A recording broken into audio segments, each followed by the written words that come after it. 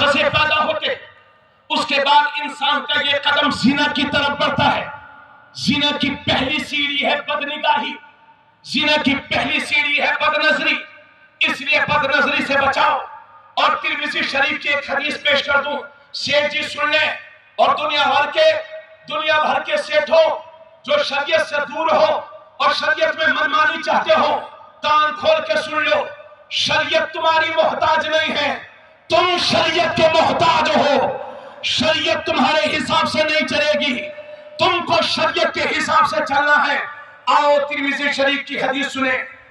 اللہ کے نبی تشریف فرما ہے اور ساتھ میں میرے نبی کی دو بیویاں ہیں، حضرت ام سلمہ اور حضرت زینب، دونوں میرے نبی کی خدمت میں حاضر ہیں۔ سامنے سے ایک صحابی آ رہے تھے، ان کا نام ہے عبداللہ ابن مکتوم، جن کی ظاہری نگاہ جا چکی تھی، نابینا تھے، وہ دیکھ نہیں پاتے تھے۔ میرے نبی کی گھر کی طرف تشریف لا رہے ہیں۔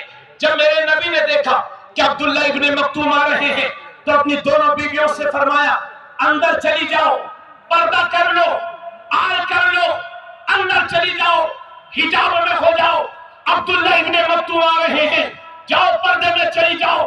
تو حضرت زینب سے رہا نہ گیا، عرض کرتی ہے، یا رسول اللہ، یہ عبداللہ ابن مکتوم ہی تو ہے، یہ تو نابینا ہے، یہ مجھے دیکھ تھوڑی رہے ہیں۔ تو میرے نبی فرماتے ہیں، ام سلمہ، اگر یہ تمہیں نہیں دیکھ رہے ہیں تو تم تو ان کو دیکھ رہی ہو۔ جب میرا نبی اپنی بیویوں کو ایک نابینا سے پردہ کرنے کا حکم دے رہے ہیں تو کیا 1400 سال کے بعد کی ہماری بہن بیٹیاں آنکھوں والوں سے پردہ نہیں کریں گی؟ بولیے، مجھے بتائیے، تو یہ پردہ تمہارا کلچر ہے، اس حجاب میں ہماری بیٹیوں کی عزت محفوظ ہے، اس لیے بغیر برقع کے، بغیر پردہ کے، بغیر حجاب کے اپنی بیٹیوں کو باہر نہ جانے دیجئے۔ خدا را یہ تھوڑی سی گفتگو اور ہے، آپ سے گزارش کروں گا کہ اپنی بہن بیٹیوں کو پردے میں رکھیے۔ پردہ مسلمان کے گھر کی پہچان ہے، پردہ ہماری ماں بہنوں کی عزت ہے۔ اور حضرات، آج ہم یہ دیکھتے ہیں کہ اگر کسی آدمی کا انتقال ہو جائے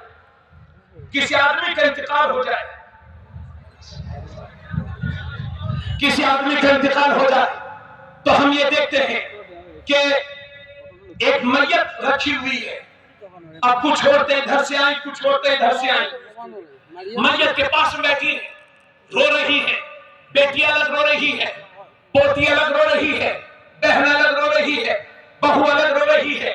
لوگ آ رہے ہیں تو دیکھ رہے ہیں ایک میت یہ لیٹی ہوئی ہے اور 2-4 بے حیائی کے جنازے یہ نکلے ہوئے ہیں۔ ایسی بے پردگی ہوتی ہے میتوں میں، ایسی بے پردگی ہوتی ہے مسلمانوں کے گھروں میں۔ اللہ کی پناہ، اب ادھر دیکھیں، میری طرف توجہ کریں، آؤ نبی کی صحابیہ کا عمل دیکھیں۔ حضرت ام خلاد، سنیے گا غور سے، حضرت ام خلاد میرے نبی کی صحابیہ ہیں، ان کا جوان بیٹا میرے نبی کے ساتھ جنگ میں گیا ہوا تھا، جوان بیٹا تھا اور وہ وہیں پر شہید ہو گئے۔ جب ان کی ماں کو پتا چلا کہ میرا بیٹا شہید ہو گیا ہے، میرا بیٹا قتل کر دیا گیا ہے، تو پورے پردے کے ساتھ، پورے حجاب کے ساتھ حضور کی بارگاہ میں پہنچی۔ شکایت کرنے نہیں گئی تھی بلکہ اپنے بیٹے کے تعلق سے ایک مسئلہ پوچھنے گئی تھی۔ جب صحابہ نے دیکھا کہ شہید کی ماں آئی ہے، ام خلاد آئی ہے اور اس حالت میں بھی پردہ کر رکھا ہے، تو ایک صحابی بولے، ام خلاد، تیرے جوان بیٹے کی لاش کے ٹکڑے پڑے ہیں، تیرے جوان بیٹے کی لاش پڑی ہوئی ہے اور تو نے اس حالت میں بھی پردہ کر رکھا ہے۔ تو ام خلاد کے تاریخی جملے سنیے، فرماتی ہے، اے میرے نبی کے صحابہ، میں نے بیٹا ہی تو کھویا ہے، حیا تھوڑی کھوئیں گے۔ تو یہ ہے ایک صحابیہ کہ جن کا بیٹا قتل کیا جا چکا ہے، مگر ماں ایسی حالت میں بھی بے پردہ نہیں ہوئی۔ اس سے یہ پتہ چلتا ہے کہ ہماری ماں بہنوں کو پردہ کرنا ہوگا، حجاب کرنا ہوگا۔ اور اتنی باتوں کے بعد اب آئیے ہم اختتام کی طرف چلتے ہیں، اور آپ سے صاف لفظوں میں ایک بات کہہ دوں، آج کے دور میں مسلمانوں کو کوئی دیکھتا ہے تو کہتا ہے یہ مسلمان کٹر پنتھی ہے، اولڈ مائنڈ ہے، اولڈ مائنڈ کا آدمی ہے یہ۔ حضرات لوگ دیکھتے ہیں کہ ہم لوگوں کے ساتھ سلوک کیا کر رہے ہیں، اس لیے یاد رہے اب کوئی ہمارا قرآن نہیں پڑھے گا، لوگ ہماری حدیث نہیں پڑھتے، لوگ ہمیں دیکھتے ہیں اور اسلام کو سمجھنے کی کوشش کرتے ہیں۔ اس لیے اگر ہم شراب پیئیں گے، ہماری نوجوان نسل نشہ کرے گی، تو کون ہمارے قریب آئے گا؟ نشے سے اتنی دور ہو جاؤ، ڈرنک سے اتنی دور ہو جاؤ کہ دوسری قوموں کی مائیں اپنے بچوں سے کہیں جا بیٹے کسی مسلمان کے بچے سے دوستی کر لے تاکہ تیری نشے کی عادت چھوٹ جائے۔ آپ اگر بزنس کرتے ہیں، مارکیٹ میں ہیں، تو اتنی ایمانداری سے بزنس کیجئے، آخری جملہ ہے یہ، اتنی ایمانداری سے بزنس کیجئے کہ دوسری قوموں کو بھروسہ ہو جائے کہ مسلمان نقصان تو اٹھا لے گا مگر ہمارے ساتھ فراڈ نہیں کرے گا۔ اگر آپ کے پڑوس میں کوئی کسی بھی دھرم کا بندہ کوئی رہتا ہے تو اس کے ساتھ ایسا سلوک کرو کہ وہ بھی تمہارے نبی کی سیرت پڑھنے پر مجبور ہو جائے۔ اللہ کے نبی فرماتے ہیں خدا کی قسم وہ مسلمان نہیں، خدا کی قسم وہ مسلمان نہیں، خدا کی قسم وہ مسلمان نہیں۔ صحابہ فرماتے ہیں یا رسول اللہ کون؟ میرے نبی فرماتے ہیں جس کا پڑوسی اس کی وجہ سے پریشان رہتا ہو۔ اس لیے پڑوسیوں کو دکھ نہ دیجیے، پڑوسی کسی بھی دھرم کا ہو اس کی عزت کیجیے، اس کے مان سمان کا خیال رکھیے، ہماری وجہ سے کوئی ہمارے مذہب کو گالی نہ دینے لگے۔ جب ہم دوسروں کے ساتھ فراڈ کریں گے تو کون ہمیں اچھا کہے گا؟ دنیا ہمیں برا بھلا کہے گی۔ اس لیے لوگ قرآن اور حدیث نہیں پڑھیں گے، دنیا ہمیں دیکھے گی اور اسلام کو سمجھنے کی کوشش کرے گی۔ اس لیے آؤ آگے بڑھو اور آج آئے ہو صرف عیدی مسلمان نہ بنو کہ ایک دن کا مسلمان ہے، آج اللہ کی بارگاہ میں توبہ کر کے جاؤ۔ کتنے مسلمان پچھلے سال اسی عیدگاہ میں تھے جنہوں نے سوچا تھا کہ اگلے سال عید پھر پڑھیں گے مگر انہیں یہ دن نصیب نہ ہو سکا۔ معلوم نہیں کتنے لوگوں کو یہ زندگی میں دوبارہ عید نصیب ہو کہ نہ ہو۔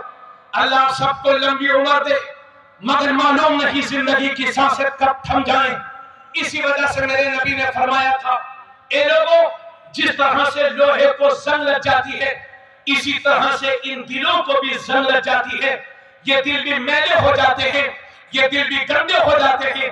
صحابہ کرام نے عرض کیا یا رسول اللہ دلوں کی گندگی کیسے صاف ہوگی، دلوں کا میل کیسے صاف ہوگا؟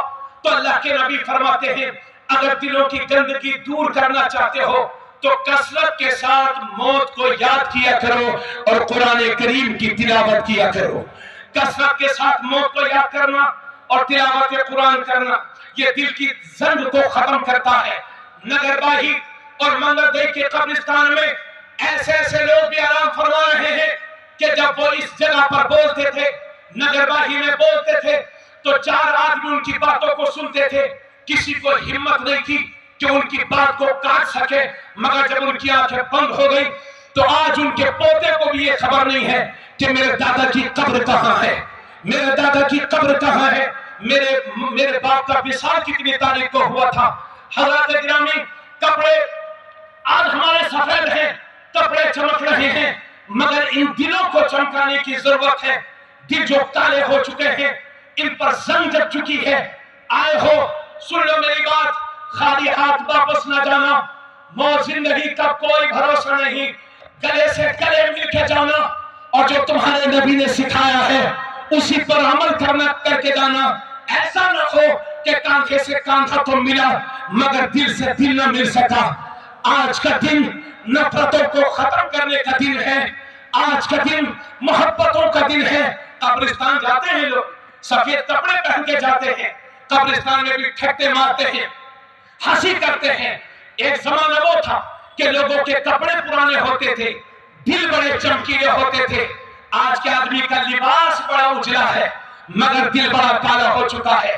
ضرورت اس بات کی ہے کہ کالے دلوں کو روشن کرنے کی کوشش کرو۔ حضرت عثمان غنی جب کسی قبر کو دیکھتے تھے تو اتنا روتے تھے کہ یہ داڑھی آنسوؤں سے تر ہو جاتی تھی۔ لوگ کہتے تھے حضور آپ کے سامنے جہنم کا ذکر ہوتا ہے، آپ کے سامنے جہنم کا ذکر ہوتا ہے تو آپ اتنا نہیں روتے، لیکن جب قبر کو دیکھتے ہیں تو اتنا کیوں روتے ہیں؟ تو حضرت عثمان غنی کا جواب سنیے، فرماتے ہیں اے لوگوں، قبر آخرت کی منزلوں میں سے پہلی منزل ہے، جس کی یہ منزل خیریت کے ساتھ گزر گئی، آنے والی منزلیں اس کے لیے اور بھی آسان ہو جائیں گی۔ اس لیے معلوم نہیں زندگی کی شام کب ہو جائے، کب سانسیں تھم جائیں۔